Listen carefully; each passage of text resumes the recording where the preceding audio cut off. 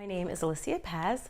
I am a therapist out in Portland, Oregon, and also the owner of onlineCopingSkills.com, where I teach pretty short 5 to 10 minute coping skills, including mindfulness and grounding techniques, in order to help people who are dealing with mental health issues, including depression, anxiety, disassociation, as well as other mental health skills. And I have an interesting background today. For a reason, kind of surrounded by some busy artwork, and there's a purpose here. Hopefully it doesn't sort of scare you off too much, which is to talk about distraction and talk about focusing on things around you. So I have had clients that have used this coping skills in like doctors' waiting rooms, buses, places that are kind of busy, hence the wall behind me, which has quite a bit of artwork on it, some kind of funky stuff, just to discuss mindfulness anywhere. My goal in teaching these classes is to help people understand that you can use mindfulness and distraction techniques anywhere you are. You could be on a busy bus, you can be on a subway, you can be in the middle of Thanksgiving dinner and practice a mindfulness technique without needing candles or leaving the room or sitting outside at a park, and really use these skills anywhere. So we are in front of a busy wall full of some artwork for a reason, which is to focus on the room around you. So let's say that you're having anxiety and there's a lot going on. There's people talking, you're on a bus, there's loud music, you're sitting in traffic, and this is sort of exemplified in the busy art behind me. And you're just feeling like sensory overload, just completely overwhelmed, sort of flooded with lights and sounds and voices and just too much. Or maybe you're even at home alone and there's just anxiety and thoughts and what am I going to do tomorrow? And I hope this person isn't mad at me, and I hope this and this, and they haven't texted back today.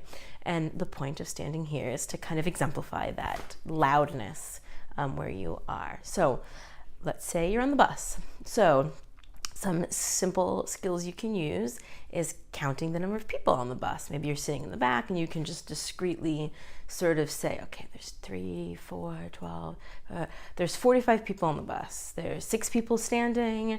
There's X amount of people sitting. There's somebody with a wheelchair in the front. There's a mother with 2 young children in front of me on the left, and kind of focusing on what's going on. You don't need to kind of stare at people or point or seem in any way kind of obvious. So count how many pictures are on the wall behind you. Kind of compare items, and I'm going to sort of turn to make pictures a little more visible, but compare items, which things are similar. Is there a similar color in all of these artworks? It seems like red is pretty similar in some of these, but this one has a little bit more pink and that one's only black and white. Focusing on what is alike and different. There's 5 people with baseball hats. There's 6 people wearing jeans that just got on the bus, and just focusing on the present idea of what is directly around me. That can be compare and contrast. So what is similar? What is different? What things look like each other? What things might feel like each other? What do these items have in common? There's a lot of black in the pictures behind me. There's a lot of sort of yellow and oranges in these pictures, and just looking at what there is sort of to compare and contrast. It could be a group of people. It could be looking up at ceiling tiles in a waiting room and saying, okay, there's 45 ceiling tiles in this area. There's 45 ceiling tiles. There's X amount of artwork. There's 18 fish in the aquarium across the, on the other side of the waiting room.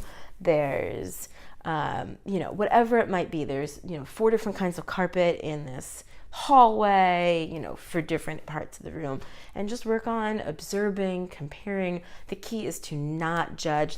This is ugly. And I picked a busy background because you might have a lot of thoughts about, do you like the style? Do you not like the style? Is this a little bit scary, potentially? And I chose a busy background just to sort of see if you could focus on this and see if you can, instead of having emotion behind something being attractive or not your style, focused on kind of observing each item separately and also comparing and contrasting. Good skill for busy places, including if you're, on the bus, once again, a waiting room. Good skill for busy, chaotic, loud places, either visually, audio, all of the above, just that sort of noise feeling. And this is a great skill. Compare and contrast, also a little bit of an observe and describe, which are both DBT skills. So I bring that to you today. Hopefully you can practice it.